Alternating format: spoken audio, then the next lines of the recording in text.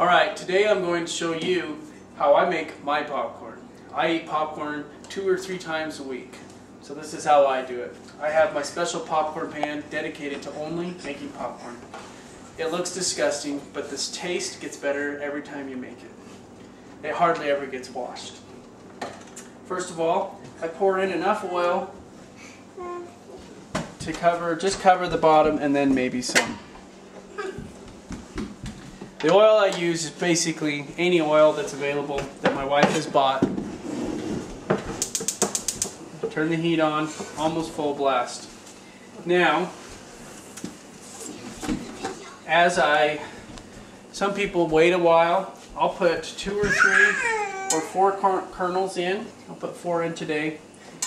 And when the kernels start to pop, you know the oil is getting hot enough. So while that's popping, or warming up, I'll show what I do. So this is my storage container that goes under the cupboard.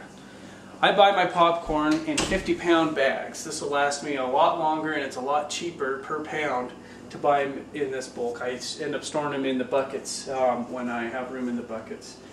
The 50-pound bags are getting harder and harder to find. This one I found at Sam's Club and bought 2 bags just so I don't have to get back to Sam's Club anytime soon to buy them. Also, I get out 2 pans. I wish I had one really big pan. I do eat a lot of popcorn at a time, as well as my children.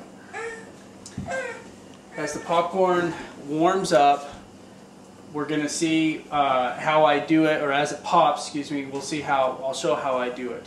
If you don't know where to start, the recommendations on the back of that pan, or excuse me, on the back of that bag of popcorn say start with 1/3 cup of oil and 1/3 cup of popcorn, which will help you start to give you a starting point.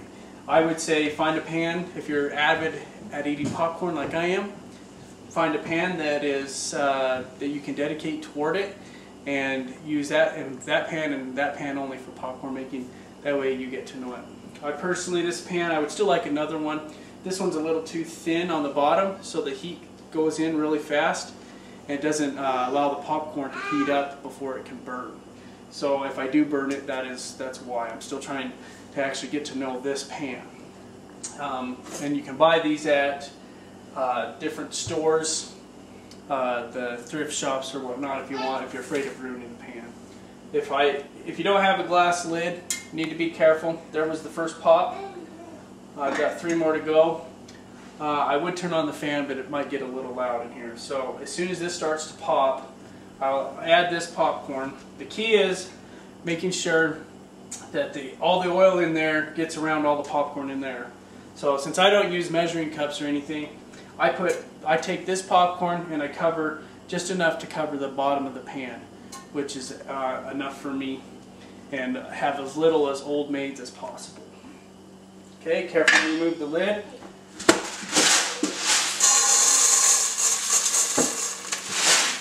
Put enough popcorn to cover the bottom of the pan. Mix it up like this. Sometimes you can use a fork. Make sure it's kind of uniform, that there's a good coating of oil over every kernel of popcorn. As we can see, the popcorn is popping. I've got my mitts ready.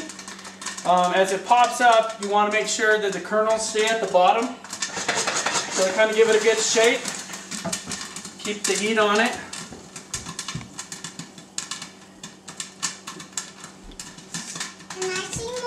And it's popping pretty good. You can even peek in a little bit. It's getting toward the top there. In fact, just to stay a little bit ahead of the game, I'm going to kind of remove it from the fire and I'm going to start pouring it in there before I put it back. So I'm going to turn the fire on pretty low so I don't minimize the chances of burning myself. Give another good shake. Get the kernels on the bottom. Shake it. It could make a little bit of a mess. Won't kill anybody to have a little popcorn on the floor. Put it back on the heat. Turn the heat back up.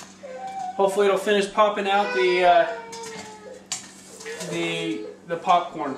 So that's how you can see how that's done. So just to be quick, I'll finish out the popcorn. You listen. Once you get just a few pops a second, you just turn it off.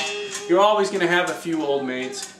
And then I put the butter in the hot pan, the fire's off, put the butter in the pan, let it melt, just with the hot pan.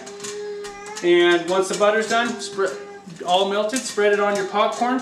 I like to salt it after I put the butter on the popcorn because the salt will stick to the buttered popcorn easier. Now that the butter is melted, as you can see, I use real butter. You could use margarine, but I'm sure it won't taste as good and it won't be as healthy. So now I've got the butter. I have already buttered this pan, so I'll just get this pan right here. I'll actually put a little bit more back on this one. And just to get the last little bit, I'll use a spatula, and then my pan will sit there, cool off, and go under the cupboard the next time. Salt it.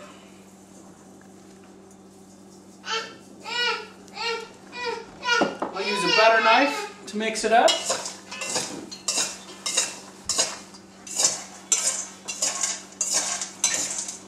You have popcorn ready for your Friday night movie.